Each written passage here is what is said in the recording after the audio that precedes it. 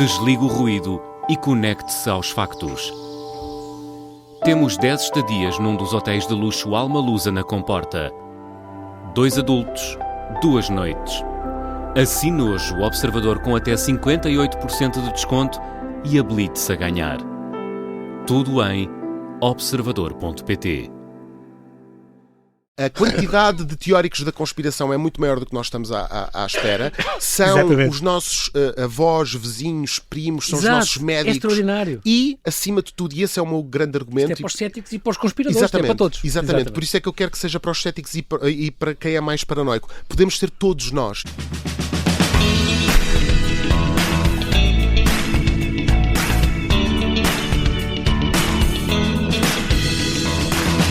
Maçonaria, Clube Bilderberg, OVNIs, QAnon, JFK, Epstein, terraplanistas, negacionistas, Illuminati, antivacinas, extraterrestres. Bem-vindos ao incrível e fascinante mundo das teorias da conspiração. Quem nunca se admirou, acreditou e promoveu. Renato Rocha, guionista e autor, escreveu telenovelas e minisséries, mistérios policiais, um manual humorístico sobre o Desenrasca, é autor de vários podcasts sobre literatura, terror e, claro, teorias da conspiração. Lança agora Não Acredites em Tudo, como as teorias da conspiração nos tentam manipular, onde alerta para 2 dezenas das mais frequentes e adverte: o teórico da conspiração não é o maluco na cave da mãe dele, somos todos. Olá, Renato, isto é assustador. Olá, excelente introdução. Bem-ajas, de todas as introduções do livro, acho que está feito. Muito obrigado pelo convite. É muito bom estares aqui a conversar connosco e, de facto, tens uma vida muito curiosa e eu queria começar por homenagear os teus avós. Ok. Porque os teus pais separaram-se muito cedo e foste maioritariamente educado pelos teus avós. Exatamente. O teu avô, que aliás, família que tinha, e os pais também, grandes hábitos de leitura, o que é extraordinário. Louvados sejam estes pais e estes avós. O teu avô onde tu moraste era o António Gomes de Almeida? Era o António Gomes de Almeida. O teu avô, eu adorava e comprei para os meus filhos todos os livros maravilhosos que ele fez. Ele era um chefe de redação, foi diretor de jornais, publicitário, cronista, era um grande homem. Com esta história alegre de Portugal, lembro-me tão bem o país dos cágados, os maias, os nabos na cozinha, os super-heróis da nossa história. Eu teria isto tudo, eu gosto imenso. O meu avô, quando ouvir isto, vai histórias, ficar... Com o Artur Correia... Com o grande Artur Correia, um grande ilustrador, eles eram grandes parceiros. Estes livros são maravilhosos e ensinei história aos meus filhos com os livros do teu avô. Epá, que maravilha. Eu já havia ouvido falar nele e pensei, meu avô era autor de banda desenhada e pensei, deixa eu ver se não há uma coisa dele, fui ver. São os livros que eu comprava para os meus filhos, eu adorei isto. E ele não me permitiria não acrescentar uma coisa ao currículo. O meu avô é o criador do famoso Homem da Regis Conta e do jingle daquela máquina. Já e por sei. isso sempre que alguém diz este gajo é aquela máquina, nós ficamos logo todos contentes. Claro. Como publicitário, exatamente. E o teu pai, ainda no ano passado, esteve no The Voice Generations, eu não sei quem não foi. Meu Deus, eu ainda não disse nada e já sabem a minha vida toda, já foram googlar. Porque são pessoas conhecidas, tu tens uma dinastia pessoas... de criativos e criadores, é extraordinário. Querem que as pessoas não pai, sejam paranoicos. O Rui Rocha, exatamente. Com os fados, e levou este, muito bonito, este Nós, fado que ele levou ao The Voice, pelo amor de Deus, é conhecido. Tu sempre sempre gostaste muito de ler, Renato, e há esta lenda que chegaram a... Tu ditavas histórias, como é que era para o teu avô? Há várias lendas, entretanto... Mas antes de saber escrever, isso é que é extraordinário. Antes de saber escrever, sim. Aliás, falámos no Artur Correia. Há lá em casa uma edição de histórias minhas. Eu, antes de saber escrever de forma produtiva, regular, ditava ao meu avô, ele escrevia aquilo no computador, havia uma disquetezinha que era a disquete do Renato, eu escrevia as histórias, algumas saíam da minha imaginação, outras eram óbvios plágios de desenhos animados, mas era a minha tentativa de cérebro proto-criativo. Já estavas nas histórias, que é o que tu fazes, gostas de contar histórias, exatamente, é a tua vida. Exatamente. E eu tenho lá em casa uma edição das minhas histórias de quando eu era puto, ilustrado pelo Artur Correia, que é uma pérola. Sim. Mas é verdade, eu sempre tive essa... Portanto, essa disquete existe ainda. A disquete já não deve existir, mas as histórias existem. Existem. Tu inventavas desde pequenino. Sim, sempre tive essa vontade, essa apetência, qualidade ou não, isso é para os outros definirem, mas desde puto que gostei de imaginar. Estava a ler muito dinheiro um dia. Quem sabe? Já avisar. É para isso que eu cá estou também, para aumentar substancialmente a valorização. Claro. Então chegaste ao topo de carreira hoje.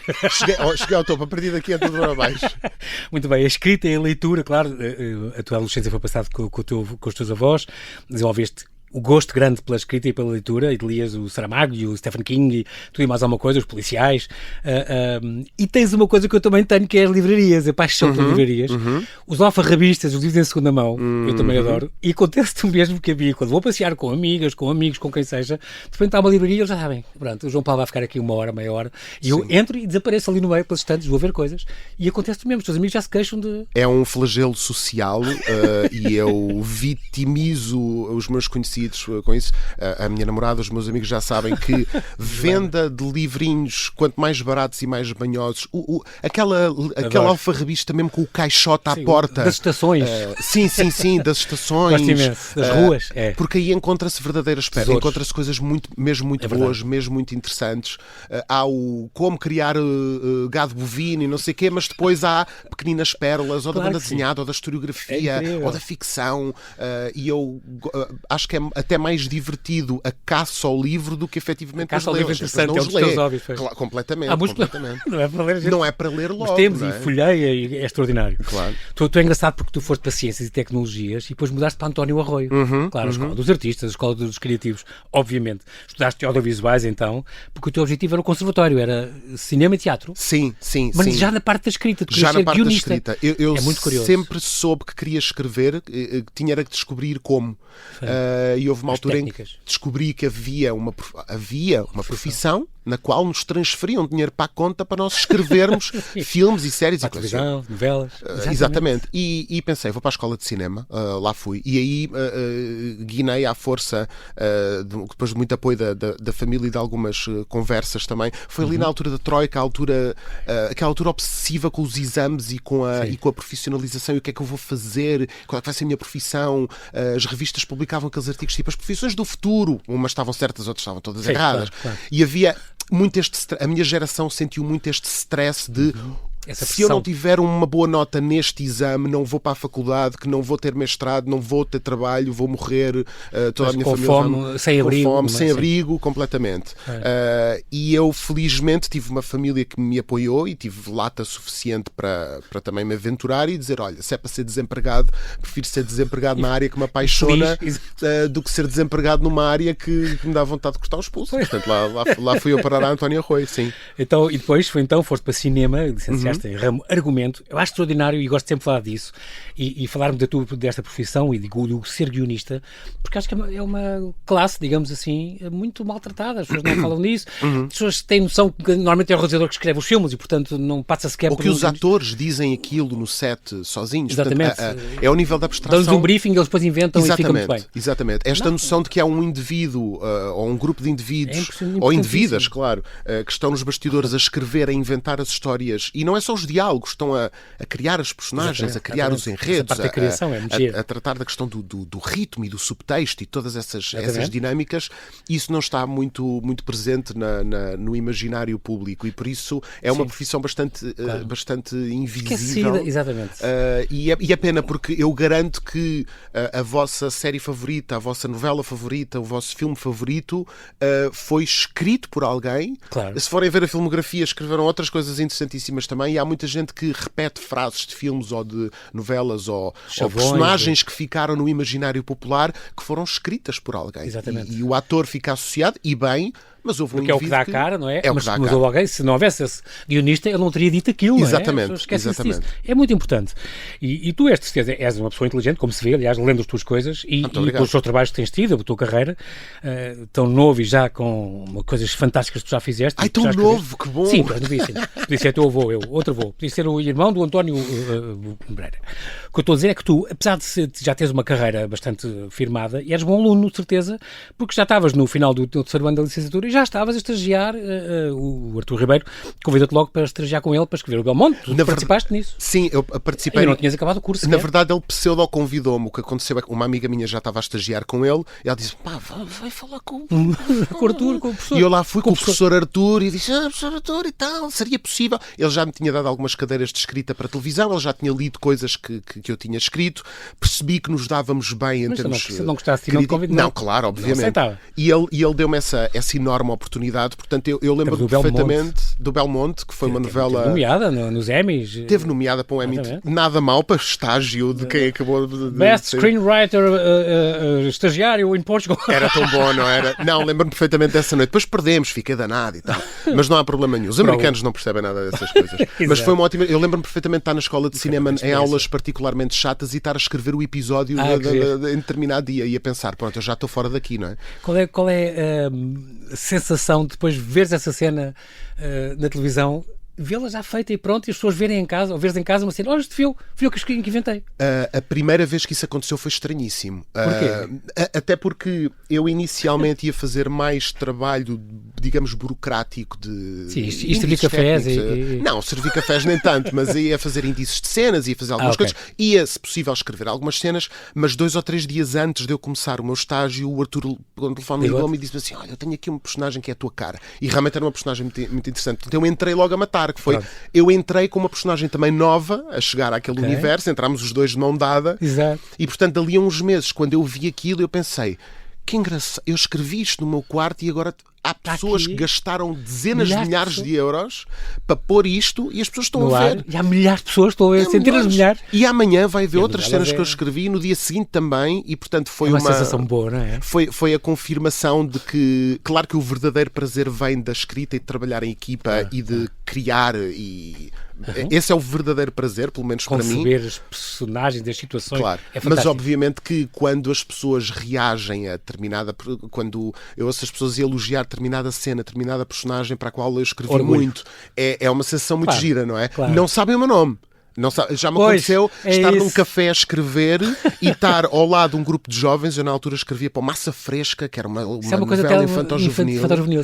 E a malta estava a discutir o enredo do Massa Fresca e eu estava a escrever, exatamente, e eu estava a escrever, não me lembro se era o Massa Fresca ainda, isso era ainda mais meta, estava a escrever ao lado deles e a pensar que giro, estes caras não fazem mais pálida ideia que sou eu, mas ainda bem que eles estão a curtir. Porque... Santa Bárbara também, o Jogo Duplo também, participaste nisto, foi uns anos muito giros, tu dizes, foram anos super divertidos, onde eu adorei fazer aquilo, ainda assim pagavam-me bem. Pagavam-me bem. Eu adorei. Para quem está a começar, para quem, vamos lá ver, tempo da Troika, vou ser artista, quer dizer, fine, boa Renato, boa sorte. Tu dizes, é para mandar abaixo.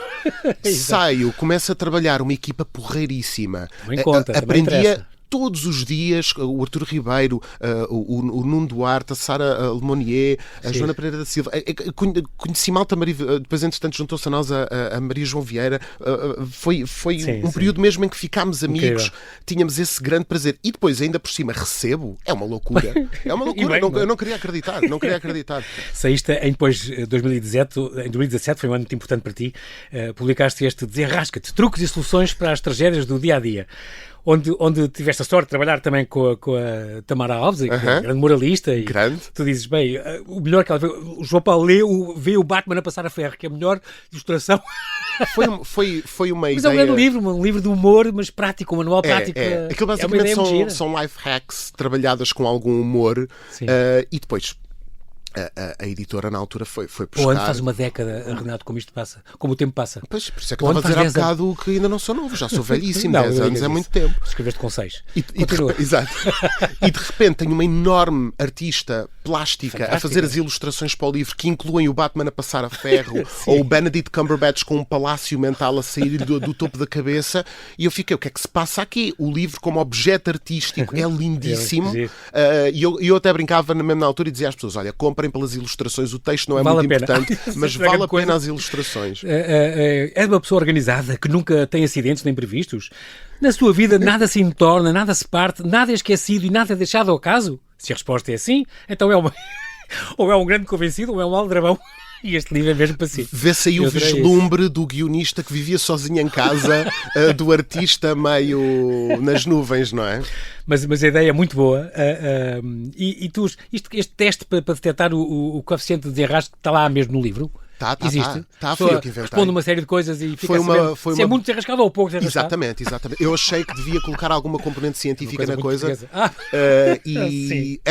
É o que eu chamo uma ideia de 4 da manhã. É aquela ideia em que já estamos... Quando tu e eu estamos acordados. Exatamente. É aquela hora que a gente pensa assim, eu vou meter no livro, vou pôr um coeficiente de desenrasque e tal. A editora nunca vai curtir isto. Era o capítulo favorito de toda a gente. E por cima tu dizes, neste livro tu dizes, levei uma série de ideias para ver o que é que a Leia queria. Sim, eu tive a sorte de ter uma reunião... ideias e se quiseram esta que nem era a que eu queria. Não é. Aliás, eu agora até tenho uma lei que outras que gostava muito melhor, mas eles quiseram esta. Sim, eu até tenho uma lei que é, eu na dúvida, quando vou a um sítio apresentar ideias, escolho sempre aquela que eu sei que não quero e risco-a, porque sei que é aquela que eles provavelmente vão escolher. E, portanto, isso foi uma lição muito importante e para a malta criativa que nos está a ouvir, se há alguma lição desta conversa é essa, garanto-vos que há a probabilidade de escolherem aquela. Mas depois acabou, obviamente, por ser uma experiência muito positiva e foi uma boa preparação para este também. Sim. Passar pelo lançamento do livro, exatamente, que não tem qualquer relação, mas foi um bom estágio para dar entrevistas, para aparecer. Já não és novato. Exatamente, foi muito Renato importante. já não é novato. E isto, qual é a sensação de... Bom, experimentaste com este do Desenrasca-te, mas a sensação de tu que visitas livrarias compulsivamente, de repente que vês os teus livros que estão ali assim... em cima, que ficas muito orgulhoso, disfarças, pões em cima dos outros, pões à frente. A minha rica mãezinha perguntou-me como é que eu me tinha sentido de ter o meu livro nas mãos pela primeira vez. Eu vou ser muito sincero, eu não sinto nada. Não sinto grande coisa. Sim. Sinto que me apetece dizer às pessoas, olha, interessa-vos o tema, há aqui outra bibliografia que eu vos posso recomendar. É aquela coisa do síndrome de impostor, que também é um bocado geracional. Obviamente diz o Afonso Cruz, não leiam os meus livros, leiam os clássicos. Isso é que é importante. Não leiam os meus. Boas. Quer dizer, um indivíduo alguém me dizia no outro dia, tenho aqui um cheque qualquer de uma loja para gastar, vou comprar o teu. E eu, pera, saiu agora uma reedição da Montanha Mágica, comprei esse. Não, pelo amor de Deus, comprem o meu, não acredites em tudo, eu preciso. Mas há uma sensação de distanciamento saudável. E uma sensação de está aqui, espero que gostem. Eu, ao olhar para ele, vou ver as coisas que gostaria de ter colocado no livro, mas fico contente porque está a ser bem recebido e as coisas que singelamente e com empatia eu coloquei no livro a pensar, espero que alguém repare, as pessoas estão a reparar. E isso é muito bom. Também participaste nesta série documental, agora estas colaborações com o Valentim Carvalho, para falar de guiões, para a RTP, a história da gastronomia portuguesa. Já tive alguns convidados que falaram disso, inclusive deste livro, da arte de cozinha ou método de fazer guisados. Este livro maravilhoso, quinhentista, do Domingos Rodrigues, o cozinheiro de Dom Pedro II. É fantástico. Fizeram, e depois então estiveste aqui com o chefe Nuno Bergones, a comer perdiz, com especiarias. E filmámos, eu estive na cozinha do Palácio de Vila Viçosa. O Paço Ducal. Exatamente. O bom de trabalhar numa área criativa e de ir arranjando formas de trabalhar nestas áreas é que a gente nunca sabe muito bem onde é que vai parar. E, portanto, se me tivessem perguntado alguma vez ias parar à cozinha do caldo... Exatamente, com um chefe estrelado. Não fazia mais pequena ideia. Foi giríssimo. Foi muito giro, sim. Isto é muito giro. E estas filmagens são de certeza fantásticas. É uma série muito gira. Também participaste no Joker a escolher candidatos. E escreveste esta série, esta sim tua, da tua autoria, esta Rui... portanto, no contexto do RTP Lab, isto é para dar hipótese a novos valores, novos guionistas, é isso? Exatamente, é um projeto da RTP, eles dão algum dinheirinho para fazermos mas uma eles é que fazem, não é? A produção é deles? Não. Então, o que é que eles pagam? Só o guião? Eu agora podia entrar aqui em detalhes, mas vamos só dizer... Mas a RTP diz o quê? Nós demos um prémio ao melhor guião? Não, gostamos do vosso projeto. Há um concurso, claro. Depois há 6 ou 7 anuais aprovados, depois é atribuído um valorzinho à malta e não foi um Freudian Reparei que disseste zinho noutra cor. Não foi um Freudian slip. Para dar, obviamente, sim, claro que sim. Tentar dar oportunidade a jovens mas não criadores. tem caminho para uma produtora ou não tem uma produtora subsidiária? Não, a produtora já é... Neste caso eu trabalhei com a Record, que é do Ruben Val, que é outro grande gênio visual que nós temos por aí, ainda pouco conhecido. Boa. Fica também a homenagem ao grande Ruben Val, que faz um trabalha acima de tudo em publicidade, em videoclipes, mas tem uma estética extraordinária. Incrível. Ele transformou uma série que podia ficar muito... A série é sobre um transformista de meia idade, o Rui, que volta aos palcos depois de muito tempo fora desse universo e esse regresso aos palcos vai disputar ali uma série de coisas com a família, especialmente com a relação com a filha, com o melhor amigo, com a ex-mulher. É a Glória, ele é o Rui, à noite é a Glória. À noite é a Glória. Foram filmar para o finalmente. E a Glória não se chama Glória, chama-se Rui, porque Glória já havia a nossa série. Por acaso ainda não havia, porque saiu depois. Ia haver. A nossa série, a primeira na Netflix. Exatamente. Nós fomos absolutamente cilindrados pelo poder poder da glória da Exato. Netflix. Então, O título original era Glória e eu ainda hoje estou triste de não ser Glória, mas é o Rui, pois. E é o Rui com convicção. Exato. E depois foram filmar para o Finalmente e onde com as limonadas a fingir que era vinho e tal. E a polícia fez uma rusga. Isto foi naquele período complicado do Covid em que às vezes não era possível filmar ou era possível. Foi aquela coisa. Juntar gente. E nós um dia estávamos lá muito bem às tantas da noite a filmar, entretanto, o no protagonista Finalmente, no Finalmente, discoteca e com histórica do universo queer, travesti lisboeta. Um abraço para eles, deixaram-nos lá filmar. E nota-se na série a textura do local com essa história. Não, e essa história porque entrou a polícia derrompante porque no meio da pandemia às 4 da manhã vê uma data de marmanjos lá dentro. Uma festa clandestina, qualquer coisa. Achavam eles, entretanto, o grande Tobias Monteiro, o ator que fazia de Rui, que fez um trabalho extraordinário, estava de colange, salto alto, a comer esparguete frio de um tupperware.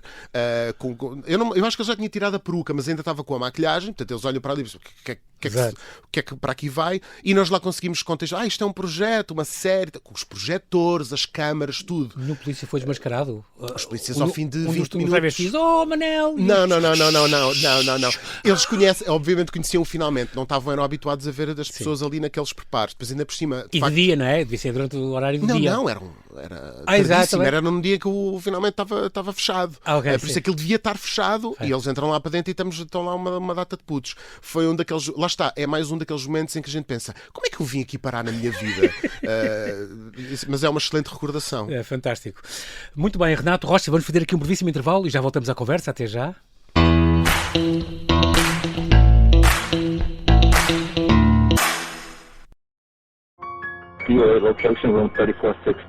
As testemunhas, as mensagens e os vídeos que ajudaram a polícia a desvendar a forma como Renato Seabra assassinou Carlos Castro em Nova Iorque. Estes são os bastidores nunca revelados da investigação a um crime brutal. Há todos os dias mortes em Nova Iorque, mas não necessariamente acontecem numa área restrita como o Times Square. Episódio 1. Onde está o assassino do quarto 3416? Os ficheiros do caso Carlos Castro. É uma série para ouvir em 6 episódios que faz parte dos Podcast Plus do Observador. É narrada por mim, Joana Santos, com banda sonora original de Júlio Rezende. Os Podcast Plus do Observador têm o apoio da Kia.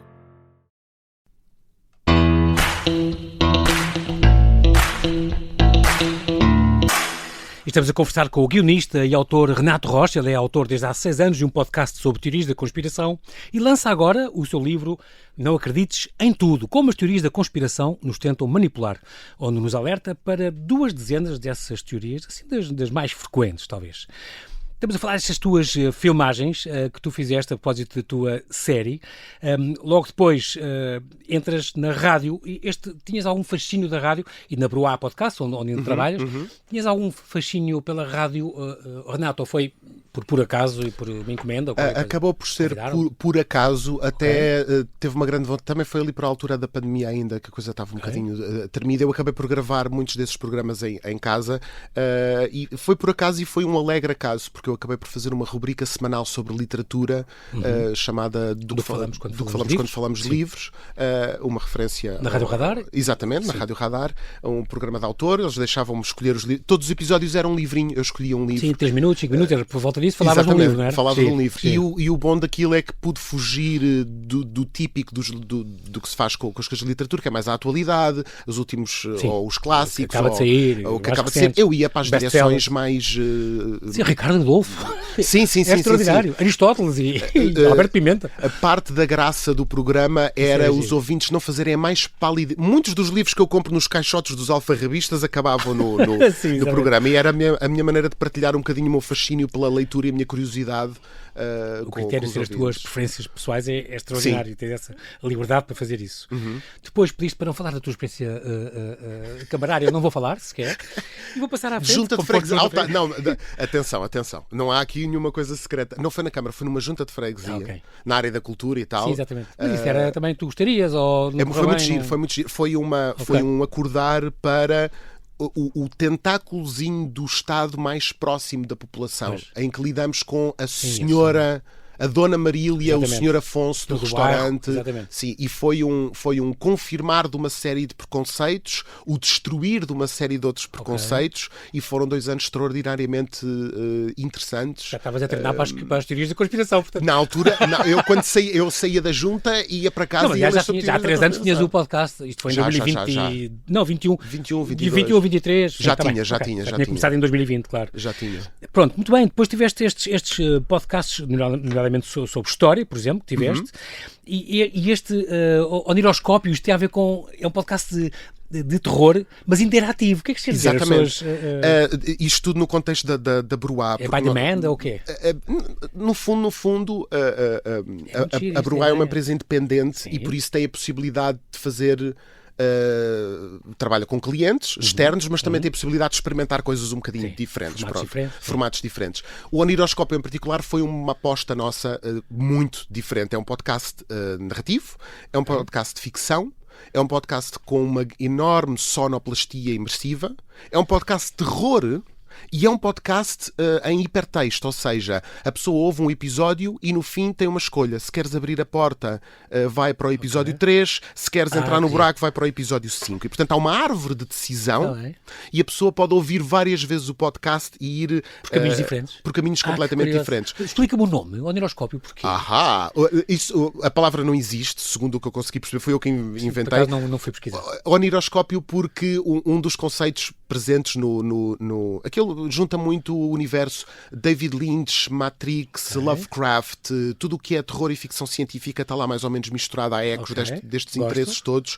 Oniroscópio de oniro, de sonho, porque a dimensão do sonho também está presente no programa e também a dimensão das teorias da conspiração e de elites e de coisas secretas por trás dos bastidores da realidade. Deu para brincar. É a minha praia completamente. Deu para brincar com isso de outra forma. Também houve este podcast de primeira linha que fizeste com os Médicos Sem Fronteiras. Exatamente. Isto era um bocadinho entrevistar médicos que tinham passado por missões e a falar um bocadinho das suas vidas. Exatamente. Doar a minha voz a essa grande honra e privilégio que tivemos de ajudar a Médicos Sem Fronteira. É extraordinário. E tudo que seja divulgá-los nunca é demais, eu acho. E acima de tudo muito porque importante. dávamos voz aos profissionais de saúde que estiveram lá e que, portanto, recordam os sons, os cheiros, o dia-a-dia, o que é que comiam, o que é que faziam, o que é que viam.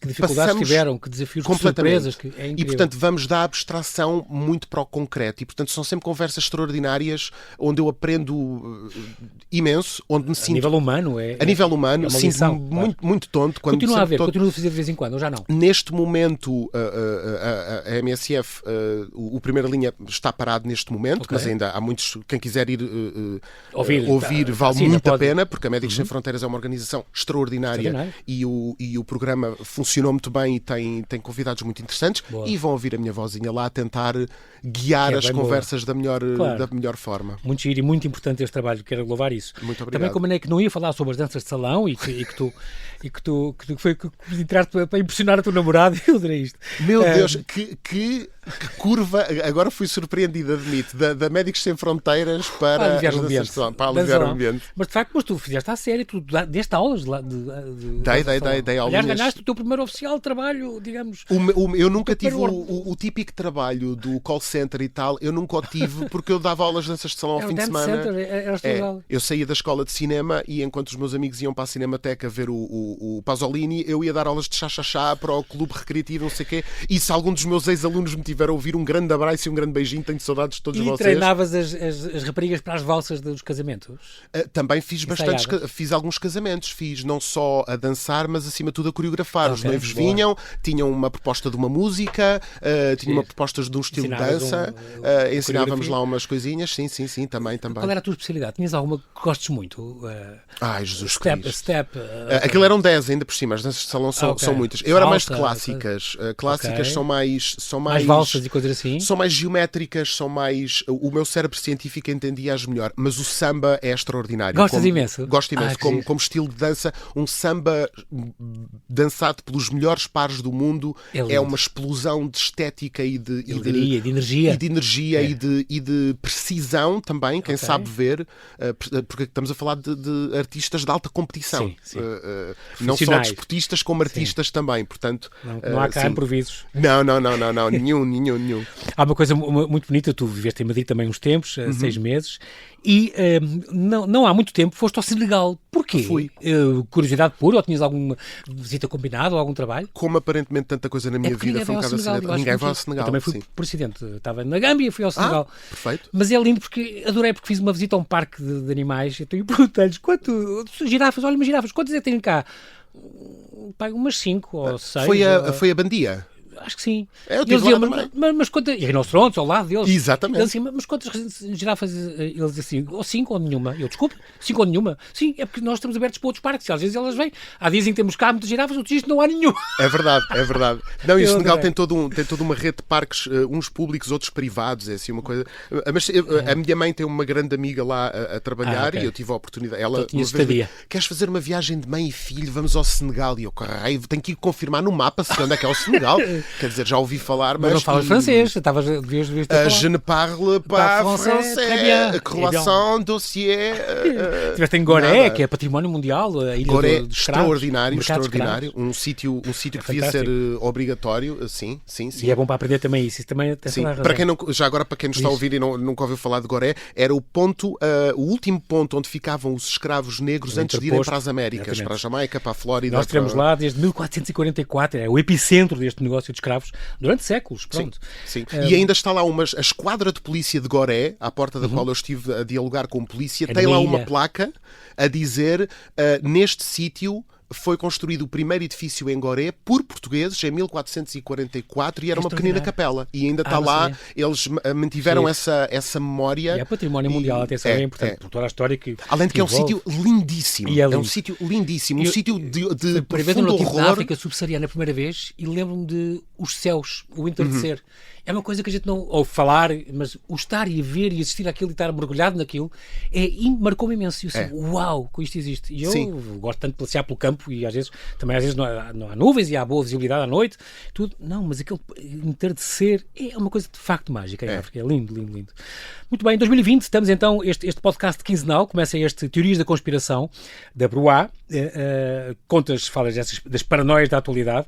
Já tens 65 ou 66 episódios, é extraordinário. Já. Isto pareceu um bocado cansado, mas já. É um gosto. É só porque realmente. Não, porque é uma coisa que tu gostas. É a tua paranoia, digamos assim.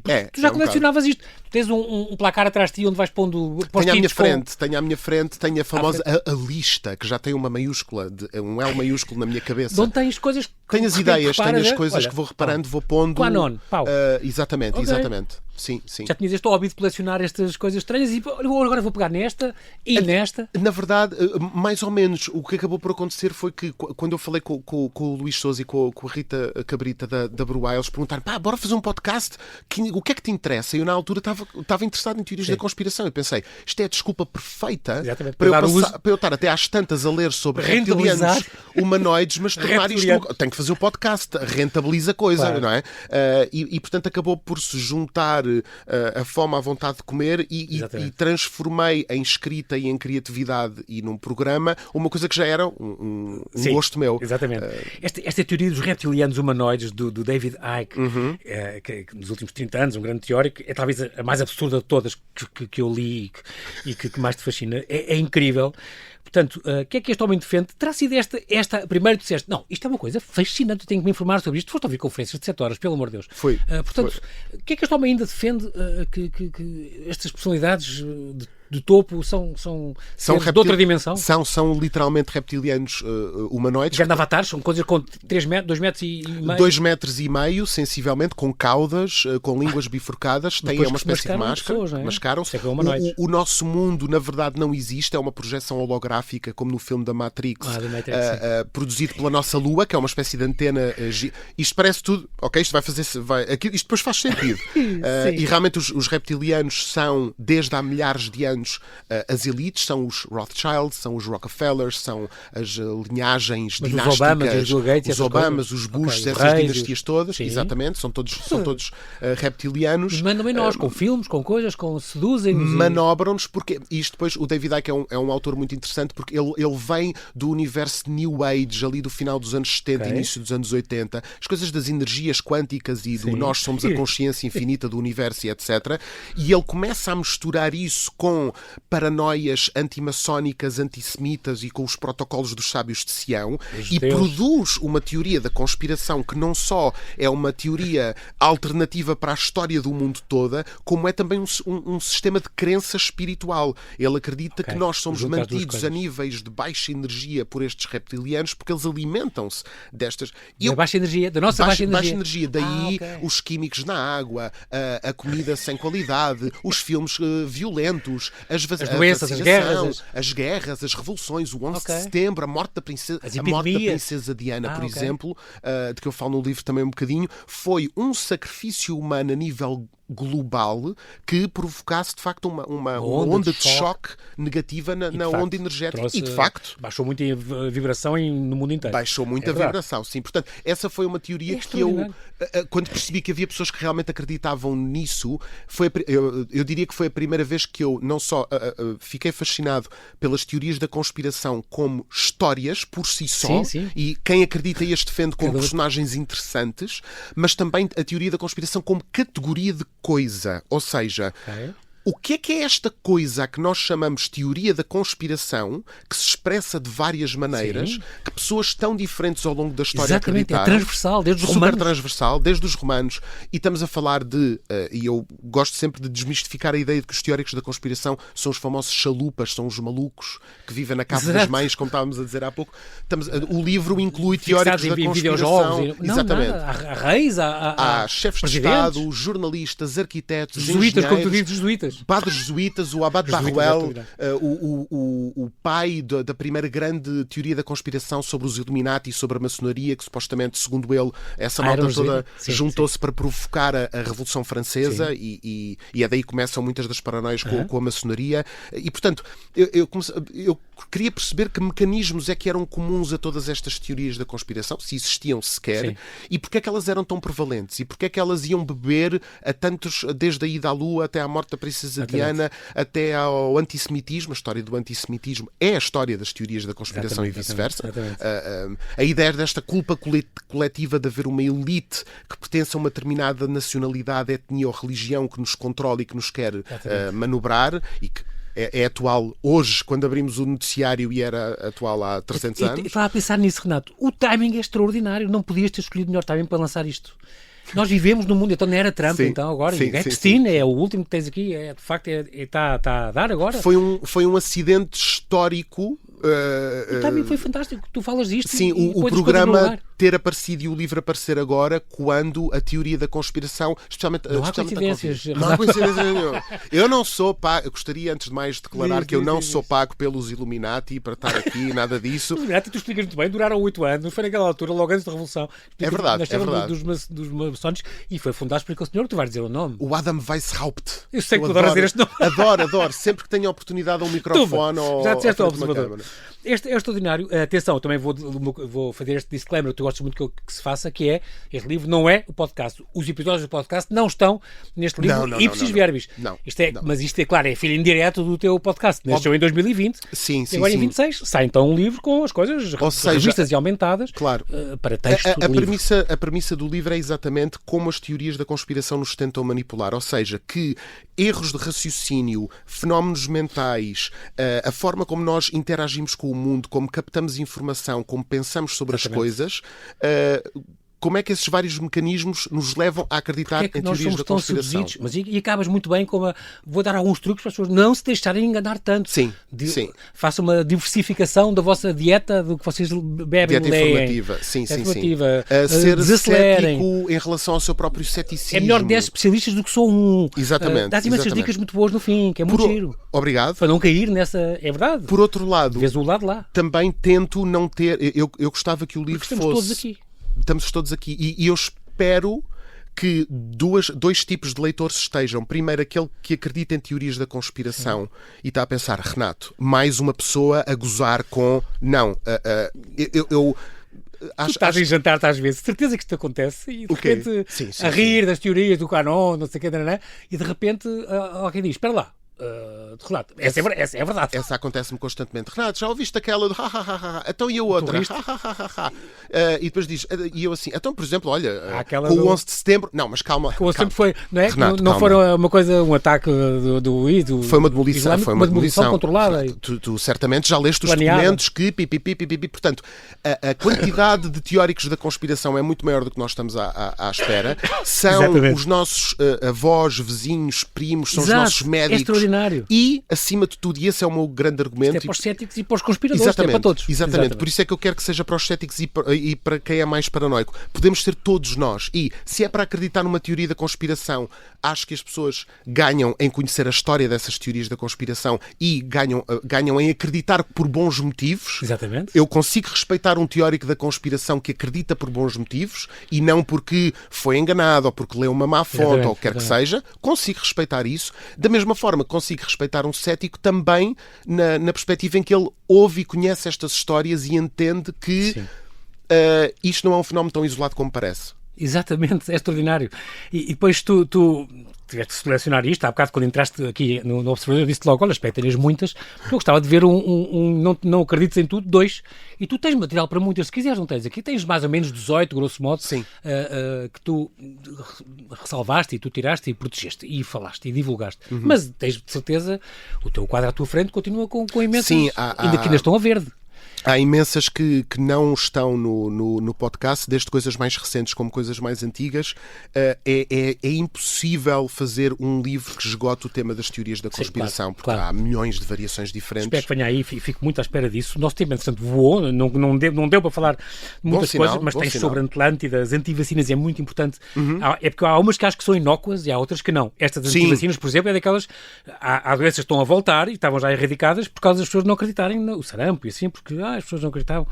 Pronto, e está a voltar. Há outras que a gente ri muito, os terraplanistas, eu farto-me de rir, mas esta Catespiracy, quando a Kate Middleton desapareceu, a morte do Paul McCartney é delicioso. É muito curioso este ponto que tu fazes entre a era Trump, porque esta administração utiliza politicamente estas paranoias, estas desconfianças de cientistas, de políticos, de universidades. Isto é, já tu referes isto, o Paranoid Style in American Politics. Isto é um artigo que tem 62 anos, este artigo, do Richard Hofstadter. E o Hofstadter escreve sobre o instinto paranoico como textura da sociedade americana desde meados do século XIX. Portanto, aquilo que nós assistimos com o Trump e com a Covid não foi, na verdade, a um emergir de teorias da conspiração. O que aconteceu foi uma ativação e a uma instrumentalização e à tempestade perfeita para ativar todas estas paranoias que têm estado presentes, vão estando presentes e vão continuar a estar presentes, certamente. Há umas que ficaram de fora e um dia conversaremos sobre isso, a Terra Oca, o HARP, este High Frequency Active Auroral Research Program. Vamos falar disso, que isto é giro um dia. Muito giro, assim. E há umas que também falas aqui, de umas que parecem que são, mas não são. O Paperclip, o Snowden, claro, o COINTELPRO, o MK Ultra, há umas até que os usos dos enteogénios, até o Rodrigo Santos faz um livro dele sobre isto e essas experiências que se fizeram naquela altura, o Echelon, há imensos. Ensinas então como resistir, isto é muito importante, mas não resistam. Comprem mesmo, vale a pena, não acredites em tudo, do Renato Rocha. Como as teorias da conspiração nos tentam manipular, uma belíssima edição. Acaba também está muito giro, é para dizer isto. Parabéns à Planeta. Da Planeta, editora disponível nas melhores livrarias do país e arredores. Se for às da segunda mão, encontra o Renato, se não for, encontra o livro do Renato. Eu estou mortinho para ver o meu livro a 2,5€ num caixote daqueles à entrada de uma livraria. Vou ficar muito contente. Muito bem, Renato, bem-ajas então por ter vindo ao programa mais uma vez. Eu tenho a certeza que voltarás. Muito obrigado. Obrigado.